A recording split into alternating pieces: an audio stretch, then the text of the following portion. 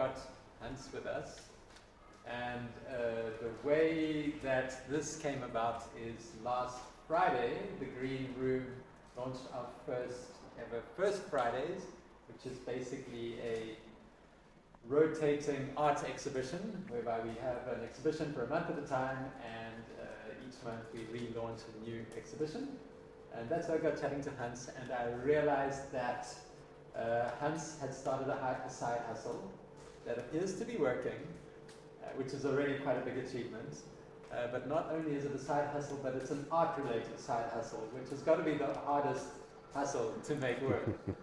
So super curious, and Hans is going to tell us the story today of Duk Canvas, which is also a great name. Yeah. Thank you very much. Thanks, Hans. Thanks, Michael. Yeah, thank you. I'm just super grateful for you guys asking me to do this. This is a great platform and a great space as well. There's a lot of creative people who work here, and Duk is very much, focused on creative people. So thank you for that, and thanks for giving up your lunch half hour to be here, and thanks for all the family. It's not all that different from a Sunday afternoon, at home. So it's very comfortable. So around 2001, I painted a tree. I spent the whole day painting this tree. And then straight after, a full day's work, I took it to a gallery. The gallery had enormous paintings with enormous frames, which told me this is a high-end business. And this is the type of business that I want to associate with as a 20-something-year-old. And I took the painting to the person behind the counter, obviously an expert, and he looked at it. This was a figurative realist painting of a tree.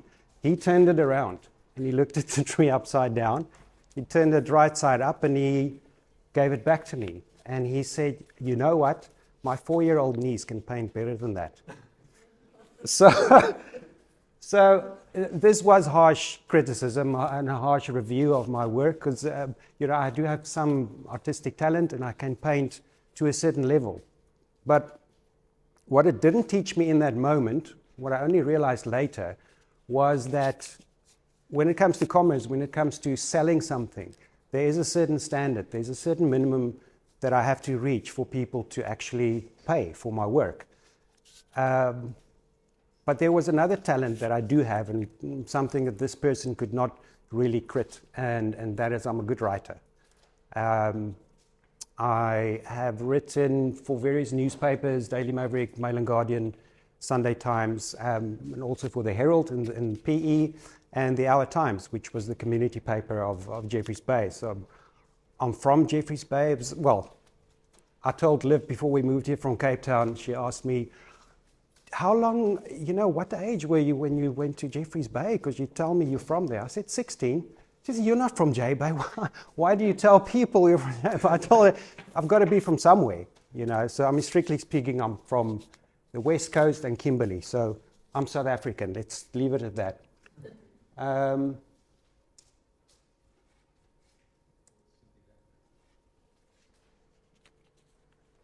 So I still work as a freelance writer.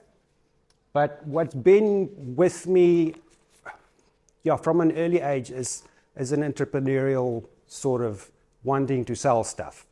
What I love about this idea is to create value, to take a commodity or a raw materials or stuff that's separate, put them together with some skill and some focus, and it's valuable, it's more than the sum of its parts. And then to match that product with someone who needs it in a moment, and then see them give me money for it. That's thrilling. And I did this in Standard 6. My first venture into business was confectionery. I sold fudge. I sold fudge to other high school students. This was in what they call a courses, obviously a raise. You guys know what this is.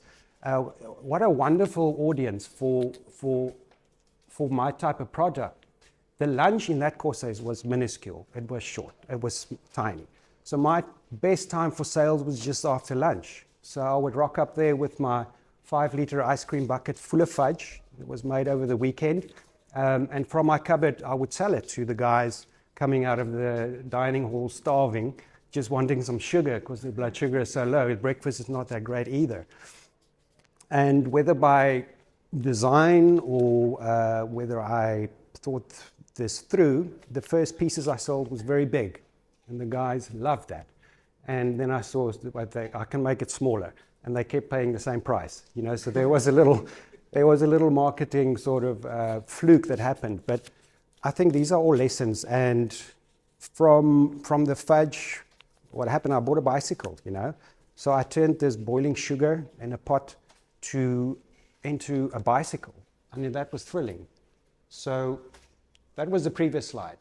So there's a little wisdom if you want. The universe did speak to me. I didn't really listen at the time. And when life gives you sugar and a stove, you boil the sugar and then you sell it. And that worked for me. So I got the bicycle. I didn't do anything more up until, I sold a banky of weed to a guy on a beach in the Transkei. He's a desperate tourist. You could say he was a hot lead. I couldn't really pass it by.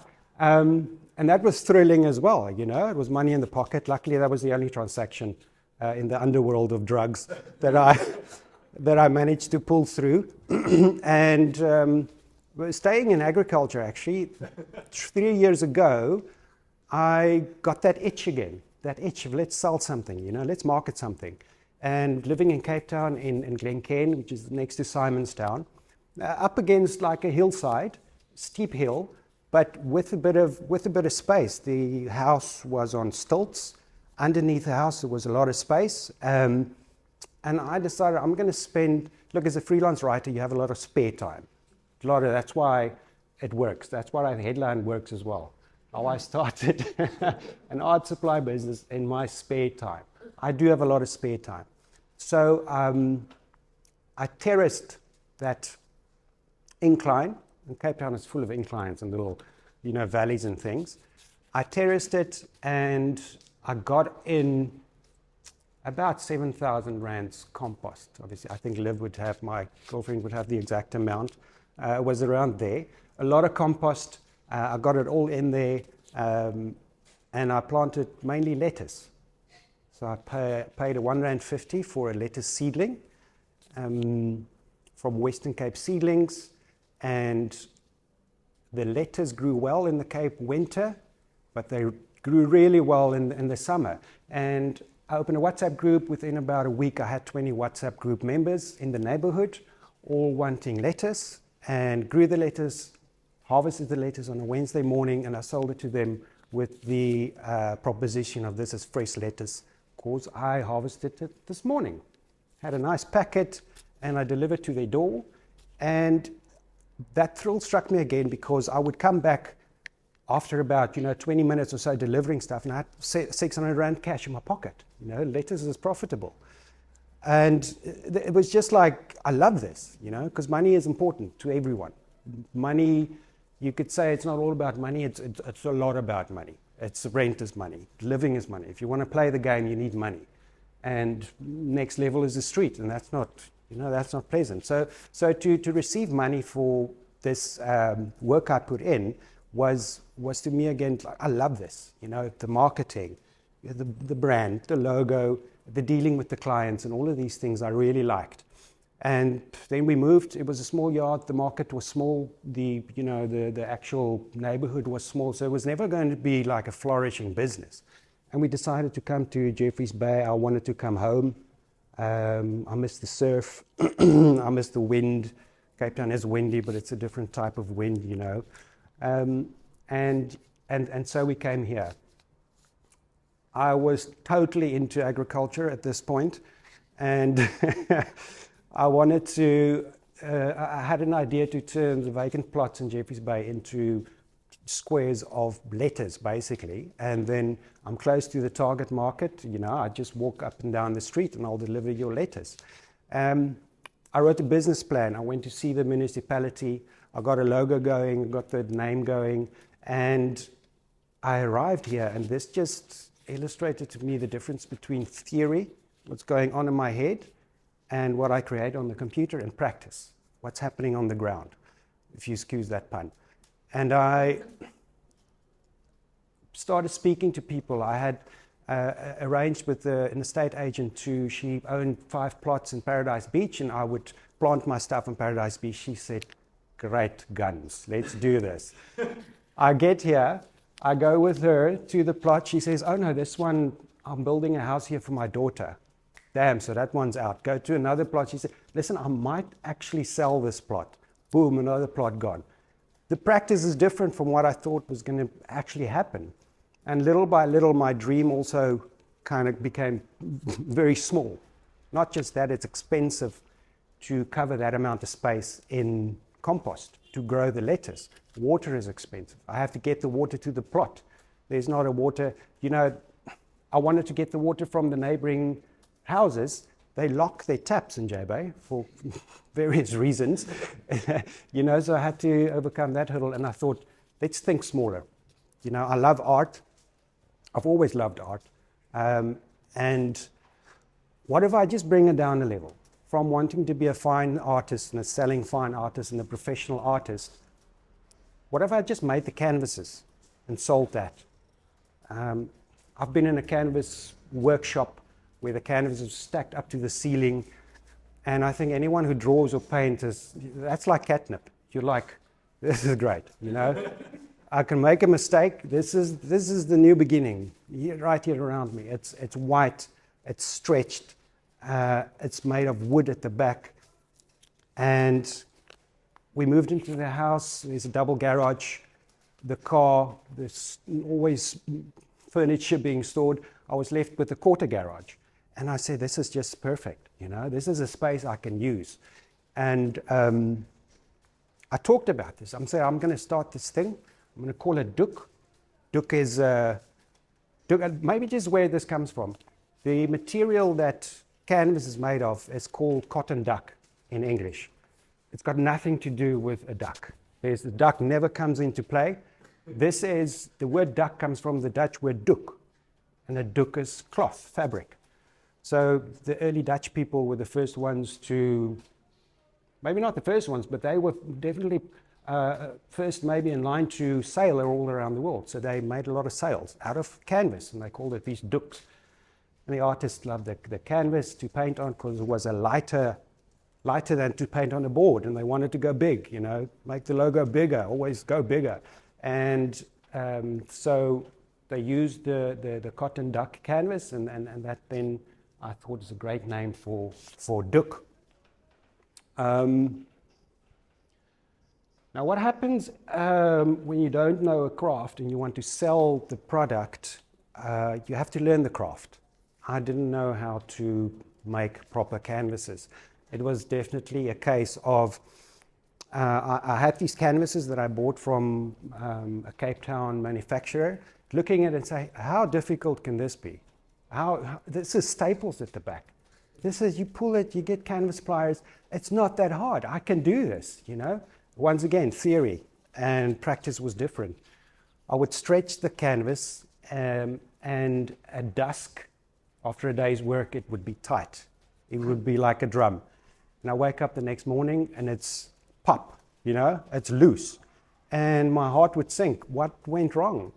But cotton reacts to moisture. And it reacts in a very mysterious way that I haven't figured out completely. And what happened was that when I primed the canvas, you've got to prime the cotton, otherwise it rots when the paint gets in it. The cotton did its thing with the water, and overnight it just reacted in a way, and the next morning it gave me a pop duk. And it's like, it took me 2 months to figure this out, to prime the canvas beforehand and to then stretch it over the frame that I figured out how to make. So this is where I'm at now. And it's almost like the iPhone in a way. With every generation, it gets better. And it just keeps on improving, and I love that. So for an artist, that's important. You need at least something close to a drum going, this sounds like a drum from where I'm at.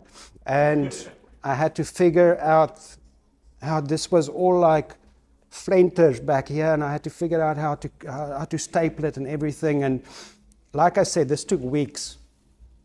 And the way that I actually learned it was through, look, I do think that humans learn through mimicking other humans. I mean, that's how we learn stuff.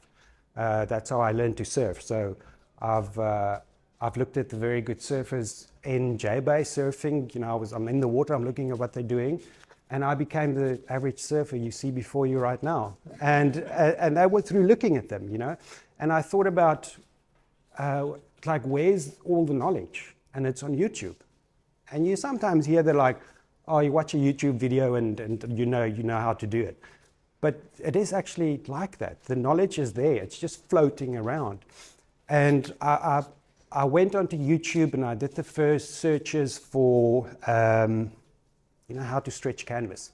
And they gave me the videos. They coughed up the videos, and it was at first all these very excited American craftspeople in their garages going like, this is how you do it, you know. And I'm like, and I picked up some tips from them.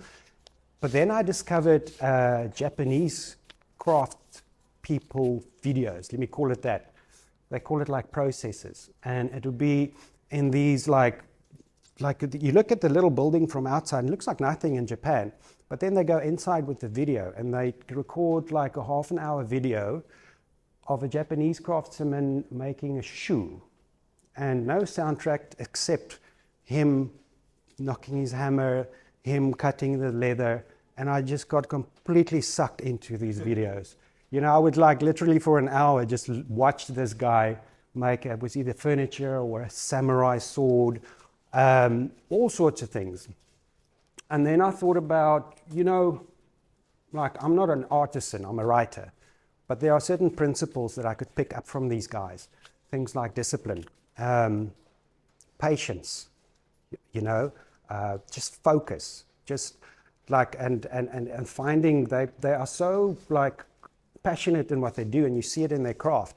And then finding that simple thing and finding meaning in that and doing it every day, the same thing, you know, calluses, like muscle memory, all those things. And I thought you just apply this to trying to figure out how to make these canvases. So to go into the garage and to, then I would like say, let's today try to do more things right than wrong. So I'm going to do stuff wrong. So many rejects, so much pine that's outside the house, you know. So I burned through a lot of dook. But I just said, let's just try this. It's not complicated, it's not high level. And I've got to get a product out there that people would appreciate. Otherwise, it wouldn't sell. And there was spicy feedback. I wouldn't lie. People were unhappy with various things. But I had to take it on the chin. You know, I had to like lose that client. I had to apologize and say, you know, I'm very sorry, and I'll try again or something. But I wouldn't hear from them, and that's fine. It's a lesson learned. Until I got something now where, like, professional artists are happy with it. You know, I've got a professional artist from Plate buying from me. There's a guy in Pretoria buying from me, and they sell their art internationally. And I was just like, yes, see, this is so great. You know, this canvas coming out of my garage, they receive it, they're happy with the like basic stuff of it, and then they give feedback that the priming is really good, because the priming is important. You know, big manufacturers would spray the primer on. They don't spray on enough primer, and then the paint peels off. And I put on the primer with the roller, and that's different. I put on enough primer, and they appreciate that. So I love that about Duk. Now, another skill, and my dad is in the audience today, and that is sort of a shame, but borrowing money is also a skill. And I realized that, you know, that starting a business, I needed money. I don't have savings, and these type of things. I had to borrow money if I wanted to make this dream a reality. I didn't need a lot of money. I needed some money. And the thing standing in the way of many things no longer was fear. You know, you think of debt and you think of the mafia. You think of, you know, in early days they went to jail. if you were in debt too deep. So that fear is with me. I don't want to be in debt. You know, there's a fear of debt. But more and more I realized everyone is in debt. It's a part of life, you know. Not everyone owns the cars they drive. The bank owns it. And I had to get over the fear and ask someone, would you lend me money for my business? And you know what happened? People were nice. They were like, yes, you know, I have a business. I have two, probably not investors yet, but two sympathetic souls in Cape Town who have their own businesses, and they borrowed me some money. And my dad stepped up, borrowed me some money and also a table saw. And that got me started, you know. And I have this debt, but it's okay.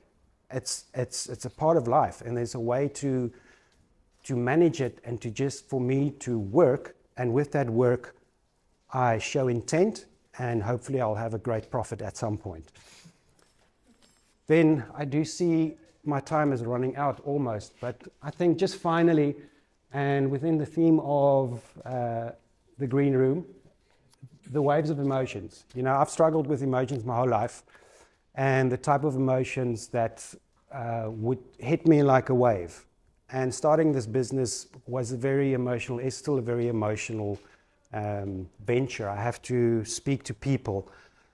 I have to manage my expectations. And even something like excitement, which you think is not a bad thing, to me it can be a bad thing. I get overexcited.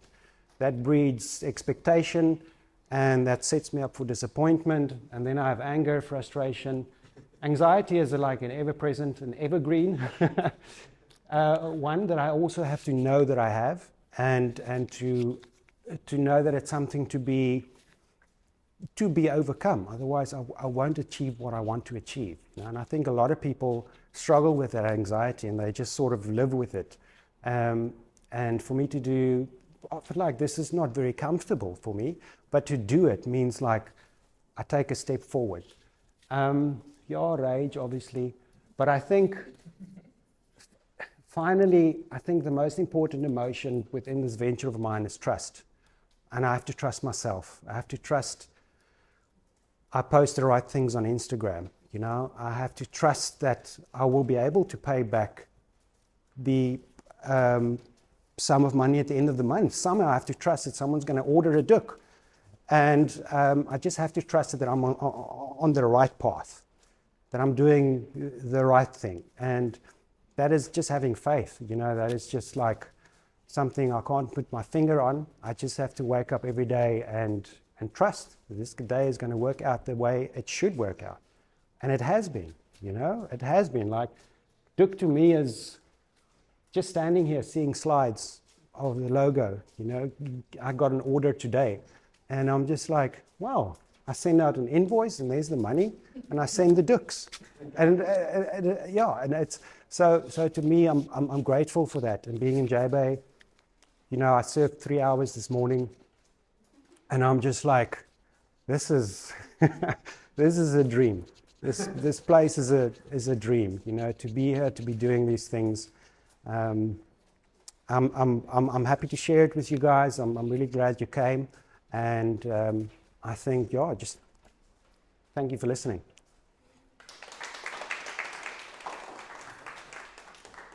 Don't go anywhere, Hans. Where are you going? Oh.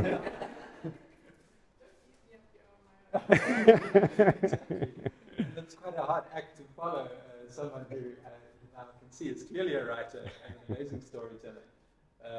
Thanks so much for sharing that. Thank you. You know, the good and the bad. That felt very authentic and very relatable.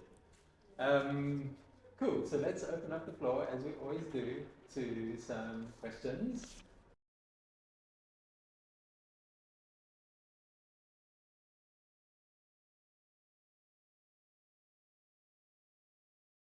This was, again, to find the right audience. And it was actually easy because artists are visual people. And the only social media platform for visual people is Instagram. So immediately I knew just focus on Instagram. And, you know, I have a connection with artists because I also do art. And there was that thing. And then with my background also in advertising, I think the name do a lot of heavy lifting. And yeah, and so I just followed people with the word art in their name, and Afrikaans surnames work well. A lot of clients in Pretoria. And yeah, and just focusing on South African artists, and in that way I built up like a following of very, like a warm audience, they call it, I believe. And they, you know, and there's also a thing where the canvases that people make in South Africa, the manufacturers, are pricey. A canvas like this would be 600-700 rand. And the artists, not all of them are pulling in big bucks, you know, and some of them actually do it on the weekend.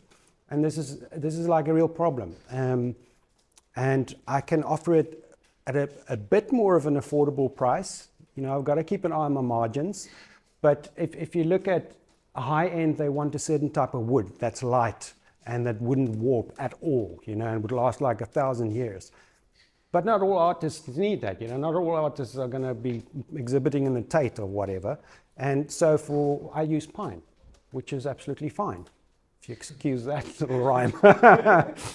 and the artists are okay with it, you know. So already I'm bringing the cost down like by 50%. So I can offer them a more affordable price, and price moves product, and that's just a fact. But the main thing was Instagram. You know, I have posts that are like more stories, like people react well to stories. And then also stuff like this really helps. Like I sold canvases in Jeffreys Bay. And just to know that there are so many people who love doing art, you know, and just trying to get to all of them. So now I'm trying to target art schools. So you're going to have a high churn of canvases, and hopefully they would order a lot of canvases. So, I mean, the thing that keeps me going is that there's interest, like the whole time. And the content I get from the artists who paint on the canvas is gold as well. Because then I post it on my Instagram and say, this is painted on a duck. You know, and then like people are like, wow, this is really great, this duck. And then they want a duck. And that's been working well. So I think it was just like a perfect storm of Instagram and a little bit of design, a bit of copy and so on. And hopefully it can grow. Yeah.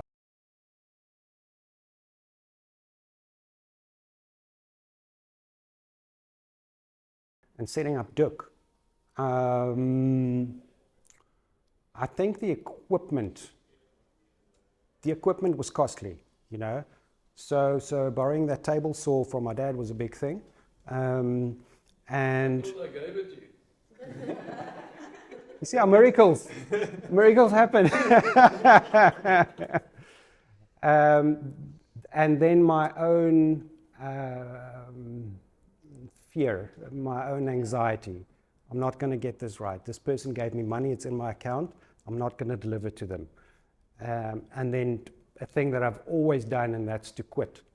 To say, no, I'm not going to do this. That's still a big hurdle. And I think, yeah, and I think those things and mistakes I can overcome. But just those like deep things that my own doing would sabotage this thing. And those are big ones. But you know, there's a cost outlay, and but the machinery is there. And I think also the fear of a blade. That table saw, it motors, man, and it makes a noise and it's like coming at you. So that took many afternoons just to kind of stay upright. I would like duck, and then yeah. But mainly the innate thing that I have to quit things, to just stick with this and to see it through. I think, yeah, that's the biggest hurdle. Yeah. Not related to the canvas, do you still have a painting of the tree? It is long gone. The trauma remains. Yeah, the trauma remains. I have it inside of me. Yeah, no, I mean, I lost a lot of stuff that I drew and painted, but I do have some, and some of it are up on walls, and people have actually bought stuff from me, you know, so I'm not all bad. That was a high-end gallery that I went to. That was like, yeah, I was shooting too high. But yeah, no, I don't have it anymore. But I've got other stuff, yeah.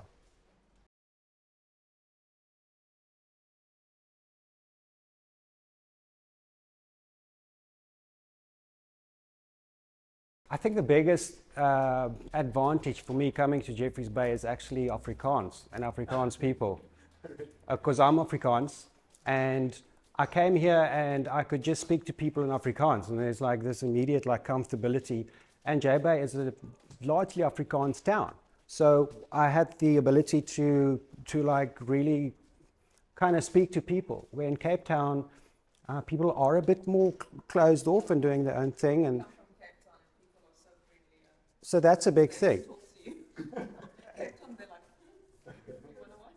And they're established, you know, so anyone with a business there is established. Where in J-Bay, they might be established, but it's not a huge business, you know. So someone like J-Bay Fin Design, whose video I watched, and I'm like, yeah, I can do this, you know, stuff like that. Where in Cape Town, they'd be like overseas, and it's just too big. So for me, that was just to come to a comfortable environment. And then also a big thing is I drop off a doek at the courier guy and they ship it off. So I can do it online and I can do it long distance. And so anyone, if you have a product that is transportable, you can live in Jeffreys Bay. I would say those things. I mean, obviously surfing. I don't know if I would have been able to do this if I hadn't had the surf this morning. And then, you know, so if I'm good, then I can operate. And so that is a big thing for me to have that, you know, and to then have that trust to know, you know, it's going to be fine. I can just go surf and sort of, I don't even think about orders and things, and that's fine. And then I can get back into trying to make a living. So I think those things, I'm just comfortable here, and that's important. Yeah. Cool. Perfect answer. We'll probably wrap it up there. How do people find you on Instagram or online? At the Doek Canvas. Doek Canvas. Doek Canvas, yeah. One word. One word. DOEK Canvas. Can't miss it. It's right there. Yeah. So yeah, please follow me. The more people are on their phones right now. Look at this. In person, yeah. So look at that. 1, 2, 3 followers. Yeah. Amazing. Thanks so much. My pleasure. Thanks, Hans. Yeah. Thanks.